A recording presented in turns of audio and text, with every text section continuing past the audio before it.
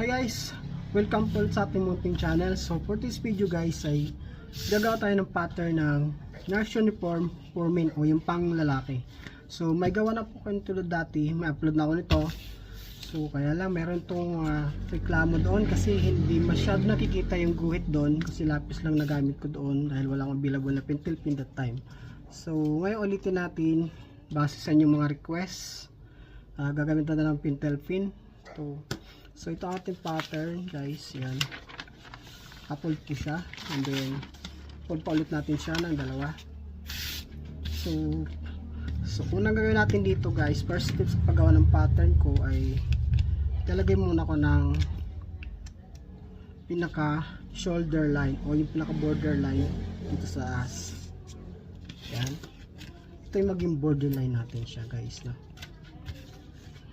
And then so mula dito sa dulo na to, ito na guys, magiging center fold natin. So sukat tayo ng shoulder. So ang shoulder niya is 17 inches. So 17, kalahati nun is 8 and 1/2. So dito natin ito ilalagay. So 17, mula naman po dyan, bababa tayo ng 1 and 1/2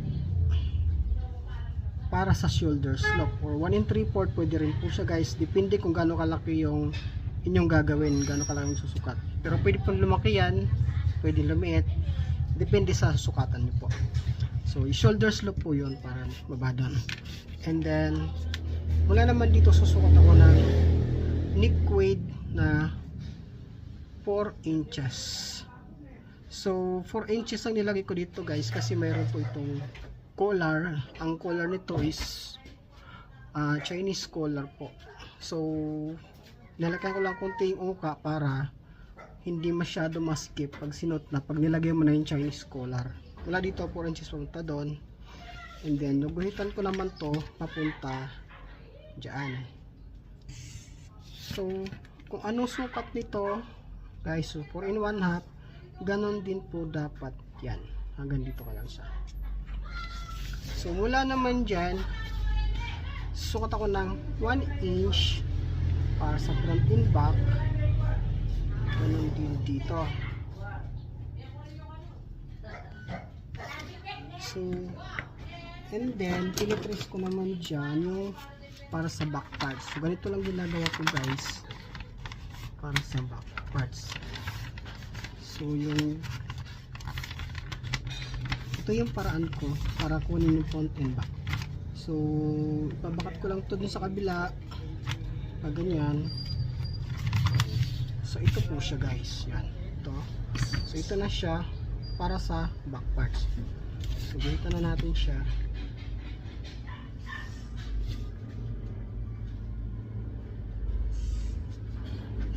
So may ibang paraan naman ito guys. So itong roller na to is 2 inches ang lapad. Pwede rin itong gamitin pa ganyan. So paprot and back na siya. Okay, ito na siya guys. So ito ating gawa. And then mula dito magaba tayo yung 3/4 inch para sa back parts. And then second curve gamit ang Prince curve. So gamit tayo ito para sa Prince curve yung back parts. Back neckline, armhole niya is 20. So kunin natin ang kalahati is 10 inches. So mula dito sa borderline, sukat tayo ng 10 inches, and then nalagyan natin dito ang armhole depth. So pangsamantala yun lang muna yun guys dyan, pero hindi yan, no? Adjust pa tayo dyan mamaya pag nilagay na yung armhole. So punta naman sa chest line. So ang chest nya is 40 divide 4 is 10 inches. 40, that is 10 inches is here. So yung 10 inches of guys ay magpa-plus tayo ng 1 inch para sa body allowance. Ayan, 1 inch para sa body allowance. Okay, dito natin siya gamit ang Prince curve. Ito yung front, and doon naman yung back parts.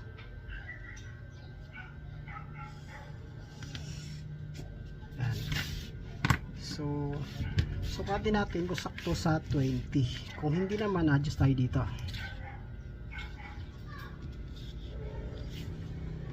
Nine inches plus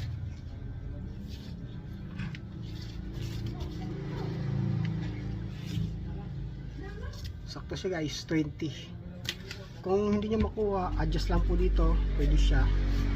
And then so kunin natin yung haba ng damit. So ang length ng damit niya is 28 inches. Mula sa shoulder, baba tayo ng 28 inches. Ito po siya.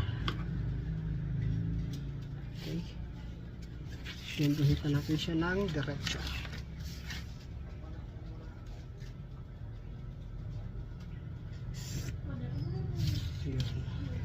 So mula dito sa katamaan 10 inches para sa body, and plus allowance 1 inch. Then saka naman natin to gamitin natin ng mahabang roller. Yan. And then dito sa laylayan, magpa-plus tayo ng 2 inches na nilalagay ko dito. 2 inch para sa hem bottom allowance. Yan. And then sa front naman ay plus tayo ng 1 inch kasi mas mahaba dapat sa front yan kaysa back parts. Pero pag ganun ang guhit yan guys. Okay. So ito na yung ating pattern. So dito naman sa neckline ay, so ang sukat ng neckline niya is 19. So sukatin natin to dyan 19. So 5 inches iduktong natin dito.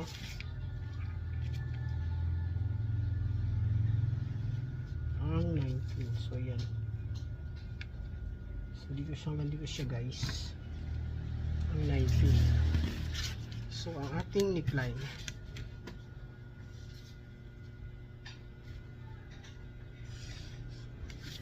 so kung ano makuha mo dito, iduktong mo lang dito yung kabuuan nung kalahati ng neckline kasi half pattern pa lang to. So yun siya ang ating neckline. So 19 siya guys, pero pwede mo lakyan to kasi sasakal dun sa pag nilagay na yung collar. And then ito na po siya at center fold. Guhitan natin siya. Guhitan natin ang center fold.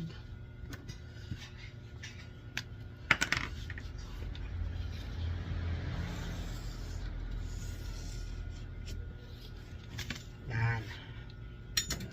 So dito sa front ay may overlap ito dito guys. So paano kunin ang overlap nun? So kukunin mo yung pinaka iksing sukat dito sa shoulder. So sa may chest yan. So kung anong sukat doon, atras ka lang ng at least 1/4 para hindi napapatong sa overlap doon. 1/4. So sukat niya is 8 inches. So dadagdag tayo ng 8 inches dito para sa overlap ng single breasted overlap. So 8 inches, ganun din dito, 8 inches. Then guhitan natin siya.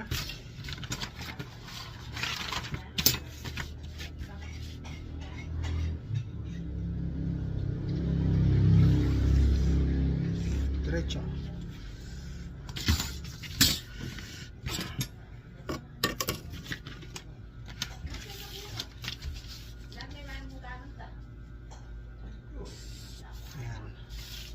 So, pwede na natin siyang cut.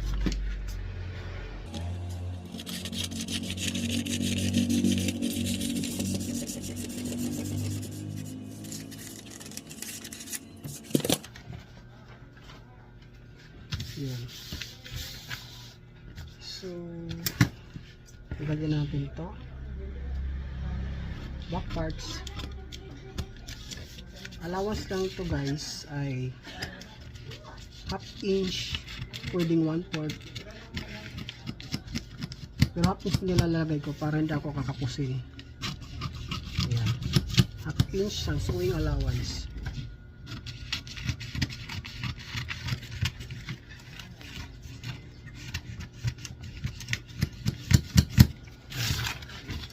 So dito naman sagad na to kasi may allowance na to guys.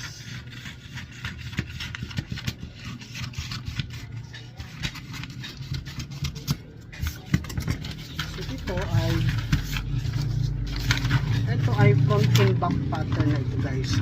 Ang back nito pagka ilagay mo sa pila is ito susundan mo, itong mataas. Yan. Pag yung front naman, ito naman na susundin mo. Itong nakabukang ganito. So pwede natin siyang tabasin dyan.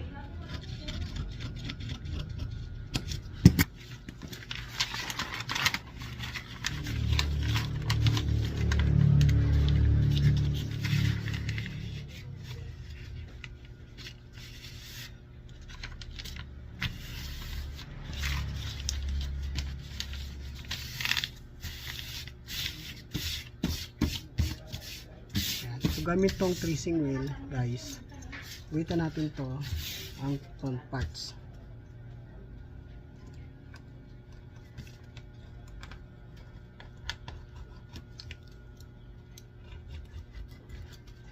Yan. And then ito na siya.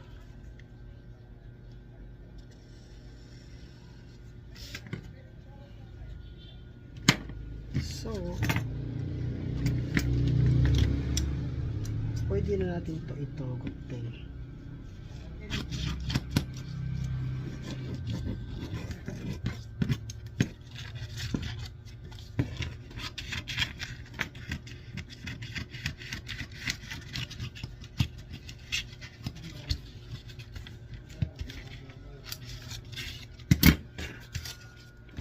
Tinupi mo, papunta yan doon.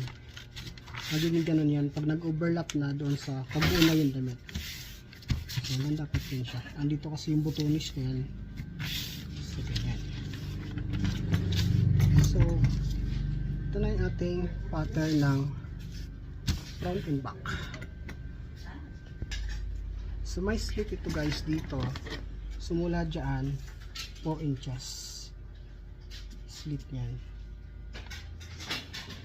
And then, so, gawa naman tayo ng sleeve.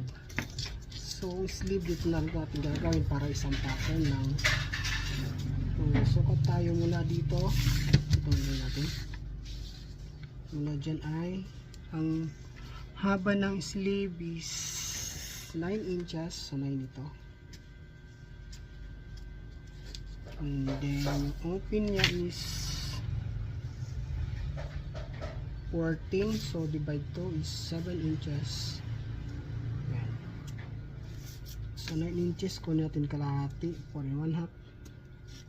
And then so yung armhole niya is 20 divide 2 is 10 inches. Mula dito, so mali dito, so tayo ng 2 inches para sa armhole. Yan. Ito siya. Armhole guys ito.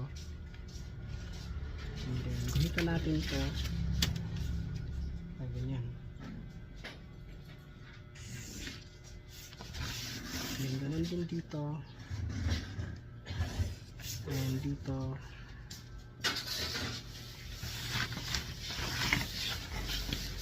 Ito naman divide natin ng 4. 10 inch 5, 2 and 1/2, 2 and 1/2, and then up ka ng 1/2 inch, pasok ka ng 1/2 inch or 1/4 pwede siya. So ang ating magiging curve natin yung ating arm.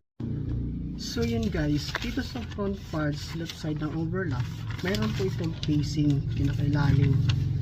So ginagawa ko lang yun para pag binutunan siya is hindi siya manipis. So gagawa lang tayo ng facing niya, ganun din naman siya ang gagawin natin. So ibabakat ko lang to dyan hanggang dyan. Ayan. And then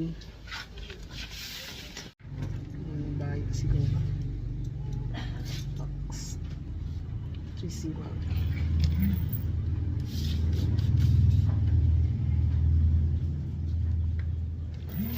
ay sak.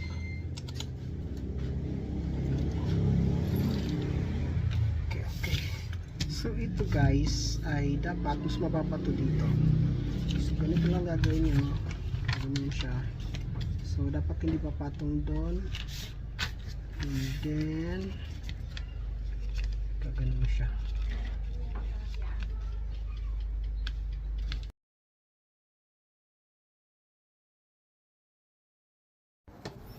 So yun dito sa back guys, no. So pag tinabas niya sa tela, may plus ito na 1 in 1/2 inch na naka-fold na ganyan. So alam mo ito yung center fold niya. Ayan. Center fold niya yan. So pag tinabas siya sa tela, atras ka ng 1 in 1/2 inch diyan. So dahil sa back nito ay mayroon siyang pleats. May fold nito sa likod. Tapos sa likod nito ay meron siyang pinakapaha. Sa likod lang po siya guys yan. So pag tinapos sa tela, magpa-plus ka ng 1 in 1/2 mula sa center fold.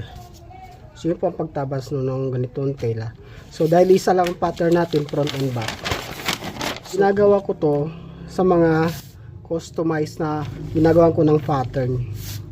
So ang sleeve naman natin is ito siya. So ganun din siya pagka kinat mo na to sa tela, fold din siyang ganyan, pantay mo lang doon, and then sundan mo lang po yung guhit na to. Pwede ka po gumamit ng carbon paper para matrace mo ng maayos, or lapis pwede na po. So yun po pagtabas nito kapag ganitong single pattern lang or isang pattern lang front and back. So pag naman sa front, so nakabuklat na siya. Dahil sa front pag tinabas is times 2 po siya, left and right. Ito na po siya mismo, as is na po yung pattern ng front. So adjust ka lang po dito para sa shoulder ng front. Yan. So ito na po sundan yan. So ganyan na po siya guys. That's all for today's video guys. Sa mga gusto matuto kung paano gumawa ng pattern at kung paano matutunan ang ganitong trabaho. Don't forget to like and subscribe to my channel. Bye! Bye!